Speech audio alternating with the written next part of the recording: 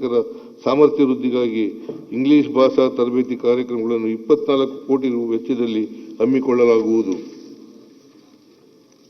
IIT ಧಾರವಾಡದ ಸಹಯೋಗದೊಂದಿಗೆ 8ರಿಂದ 12ನೇ ತರಗತಿಯವರೆಗೆ ವಿದ್ಯಾಭ್ಯಾಸ ಮಾಡುತ್ತಿರುವ ಸುಮಾರು 12.28 ಲಕ್ಷ ವಿದ್ಯಾರ್ಥಿಗಳಿಗೆ ಅಂದಾಜು 5 ಕೋಟಿ ರುಗಳ ವೆಚ್ಚದಲ್ಲಿ ಕಲಿಕಾ ಪ್ರಕ್ರಿಯೆಯಲ್ಲಿ ಆರ್ಟಿಫಿಷಿಯಲ್ ಇಂಟೆಲಿಜೆನ್ಸ್ ತಂತ್ರಜ್ಞಾನವನ್ನು ಅಳವಡಿಸಿಕೊಂಡು ವೈಯಕ್ತಿಕ ಸ್ವಯಂ ಕಲಿಕಾ ಡಿಜಿಟಲ್ ಟ್ಯೂಟರ್ ಸೌಲಭ್ಯವನ್ನು ಒದಗಿಸಲಾಗುವುದು. 26-27ನೇ ಸಾಲಿನಲ್ಲಿ ಶಾಲಾ ಕಾಲೇಜುಗಳಲ್ಲಿ ಖಾಲಿ ಇರುವ 15,000 ಬೋಧಕ ಹುದ್ದೆಗಳನ್ನು ಭರ್ತಿ ಮಾಡಲಾಗುವುದು. ವಿದ್ಯಾರ್ಥಿಗಳಲ್ಲಿ ಒತ್ತಡ ನಿವಾರಿಸಿ ಮಾನಸಿಕ ಆರೋಗ್ಯವನ್ನು ಸುಧಾರಿಸಲು 204 ಬಿಆರ್ಸಿ ಕೇಂದ್ರಗಳಲ್ಲಿ ಪ್ರತಿ ಕೇಂದ್ರಕ್ಕೆ ಒಬ್ಬರು ಅರ್ಹ ಮಾನಸಿಕ ಆರೋಗ್ಯ ಸಲಹೆಗಾರರನ್ನು ನೇಮಿಸಲಾಗುವುದು. ವಿಜಯಪುರದ ಸೈನಿಕ ಶಾಲೆಯ ಹಾಸ್ಟೆಲ್ ಕಟ್ಟಡಗಳನ್ನು ಹಂತ ಹಂತವಾಗಿ ಪುನರ್ನಿರ್ಮಿಸಲು ಪ್ರಸಕ್ತ ಸಾಲಿನಲ್ಲಿ 10 ಕೋಟಿ ರುಗಳನ್ನು ಒದಗಿಸಲಾಗುವುದು. ಹೆಚ್ಚುತ್ತಿರುವ ಮೊಬೈಲ್ ಬಳಕೆಯಿಂದ ಮಕ್ಕಳ ಮೇಲೆ ಬೀರುವ ಅಡ್ಡ ಪರಿಣಾಮಗಳನ್ನು ತಡೆಗಟ್ಟುವ ಉದ್ದೇಶದಿಂದ 16 ವರ್ಷದೊಳಗಿನ ಮಕ್ಕಳಿಗೆ ಸಾಮಾಜಿಕ ಜಾಲತಾಣದ ಬಳಕೆಯನ್ನು ನಿಷೇಧಿಸಲಾಗುವುದು. ವಿದ್ಯಾರ್ಥಿಗಳ ಆರೋಗ್ಯ, ಭವಿಷ್ಯ ಮತ್ತು ವ್ಯಕ್ತಿತ್ವ ರೂಪಿಸುವ ಸ್ಥಳವಾಗಿರುವ ಶಾಲಾ ಕಾಲೇಜುಗಳು ಮತ್ತು ವಿಶ್ವವಿದ್ಯಾಲಯಗಳಲ್ಲಿ ಮಾದಕ ವಸ್ತುಗಳ ಬಳಕೆಯನ್ನು ತಡೆಯಲು ವಿದ್ಯಾರ್ಥಿಗಳಿಗೆ ಶಿಕ್ಷಣ ಮತ್ತು ಜಾಗೃತಿ ಕಾರ್ಯಕ್ರಮ, ಕಠಿಣ ನಿಯಮ ಹಾಗೂ ಸಹಾಯ ಕೇಂದ್ರಗಳ ಮೂಲಕ ಮಾದಕ ವಸ್ತುಗಳ ಮೇಲೆ ಕಟ್ಟುನಿಟ್ಟಿನ ನಿರ್ಬಂಧ ಹೇರಲಾಗುವುದು. ಉನ್ನತ ಶಿಕ್ಷಣ, ಸರ್ಕಾರಿ ಪ್ರಥಮ ದರ್ಜೆ ಕಾಲೇಜುಗಳು ಮತ್ತು ಪಾಲಿಟೆಕ್ನಿಕ್ಗಳ ಬಲವರ್ಧನೆ, ಉತ್ಕೃಷ್ಟತಾ ಕೇಂದ್ರಗಳ ಸ್ಥಾಪನೆ ಹಾಗೂ ಸಂಶೋಧನಾ ಸಾಮರ್ಥ್ಯ ಹೆಚ್ಚಿಸುವ ಸಲುವಾಗಿ ಎಡಿಬಿ ನೆರವಿನೊಂದಿಗೆ 2,500 ಕೋಟಿ ರು ವೆಚ್ಚದಲ್ಲಿ ಕರ್ನಾಟಕ ಉನ್ನತ ಶಿಕ್ಷಣ ಪರಿವರ್ತನೆ ಯೋಜನೆಯನ್ನು ಅನುಷ್ಠಾನಗೊಳಿಸಲಾಗುತ್ತಿದೆ. ಈ ಯೋಜನೆಯಡಿ 40 ಸರ್ಕಾರಿ ಪ್ರಥಮ ದರ್ಜೆ ಕಾಲೇಜುಗಳು ಮತ್ತು 11 ಪಾಲಿಟೆಕ್ನಿಕ್ಗಳನ್ನು ಮಾದರಿ ಸಂಸ್ಥೆಗಳನ್ನಾಗಿ ಅಭಿವೃದ್ಧಿಗೊಳಿಸಲಾಗುತ್ತಿದೆ.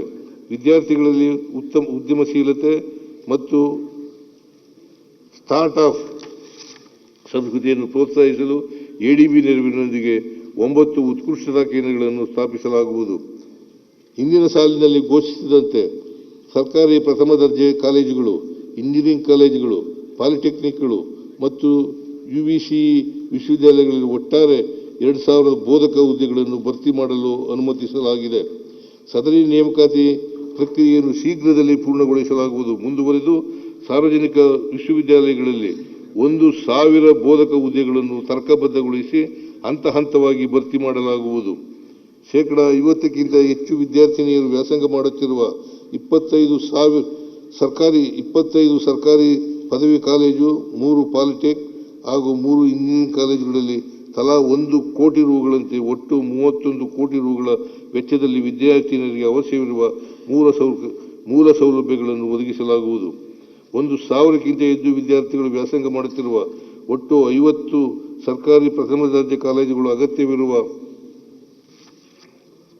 ಪೀಠೋಪಕರಣಗಳು ಹಾಗೂ ಕಟ್ಟಡಗಳ ದುರಸ್ತಿ, ನವೀಕರಣ ಕಾಮಗಾರಿಗಳನ್ನು 100 ಕೋಟಿ ರುಗಳ ವೆಚ್ಚದಲ್ಲಿ ಮುಂದಿನ 3 ವರ್ಷಗಳಲ್ಲಿ ಕೈಗೊಳ್ಳಲಾಗುವುದು. ಕಲ್ಯಾಣ ಕರ್ನಾಟಕ ಪ್ರದೇಶದಲ್ಲಿರುವ 75 ಸರ್ಕಾರಿ ಪ್ರಥಮ ದರ್ಜೆ ಕಾಲೇಜುಗಳು, 23 ಪಾಲಿಟೆಕ್ನಿಕ್ ಹಾಗೂ 5 ಇಂಜಿನಿಯರಿಂಗ್ ಕಾಲೇಜುಗಳಿಗೆ ಮೂಲಭೂತ ಸೌಕರ್ಯಗಳನ್ನು ಕಲ್ಯಾಣ ಕರ್ನಾಟಕ ಪ್ರದೇಶಾಭಿವೃದ್ಧಿ ಮಂಡಳಿಯಿಂದ ಒದಗಿಸಲಾಗುವುದು. ವಿಜಯಪುರ ಜಿಲ್ಲೆಯ ಚಡಚಣ, ಬೆಳಗಾವಿ ಗ್ರಾಮಾಂತರ ಹಾಗೂ ಮೈಸೂರು ನಗರದ ನರಸಿಂಹರಾಜ ಕ್ಷೇತ್ರಗಳಲ್ಲಿ ಸರ್ಕಾರಿ ಪ್ರಥಮ ದರ್ಜೆ ಕಾಲೇಜುಗಳನ್ನು ಸ್ಥಾಪಿಸಲಾಗುವುದು. ರಾಯಚೂರು ಜಿಲ್ಲೆಯ ಮಸ್ಕಿಯಲ್ಲಿ ಕೆಕೆಆರ್ಡಿಬಿ ಮ್ಯಾಕ್ರೋ ಅನುದಾನದಿಂದ ಪ್ರಥಮ ದರ್ಜೆ ಕಾಲೇಜನ್ನು ಸ್ಥಾಪಿಸಲಾಗುವುದು.